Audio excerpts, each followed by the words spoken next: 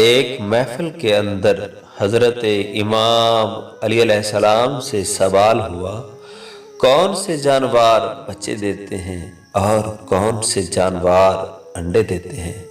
تو حضرت امام علی علیہ السلام نے جواب دیا کہ جن کے کان اندر ہیں وہ انڈے دیتے ہیں اور جن کے کان بہر ہیں وہ بچے دیتے ہیں۔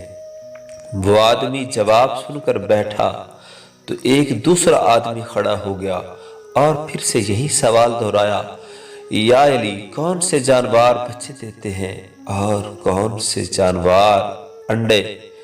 تو اب جو سائل بدلا، سوال کرنے والا بدلا، تو حضرت امام علی علیہ السلام نے بھی خیرات بدلی، چونکہ حضرت علی علیہ السلام کبھی بھی سائل کو پورانی خیرات نہیں دیتے، اس لیے حضرت امام علی علیہ السلام کا جواب بھی بدلا۔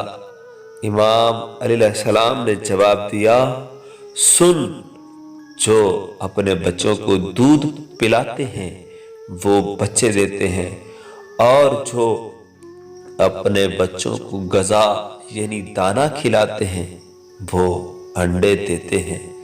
دوسرا آدمی جواب سن کر بیٹھا تو ایک تیسرا آدمی کھڑا ہو گیا اور پھر سے یہی سوال دہرایا، یا علی، کون سے جانور بچے دیتے ہیں اور کون سے جانور انڈے؟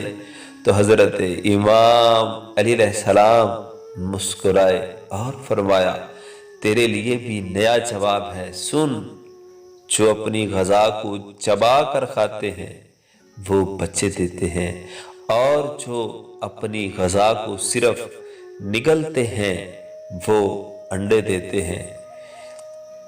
مجمع پر حیرانی چھائی اور ہر طرف خاموشی ہو گئی۔ حضرت امام علی علیہ السلام نے فرمایا، خاموش کیوں ہو گئے ہو؟ اگر اب بھی کسی کی تسلی نہیں ہو رہی تو سوال کرو۔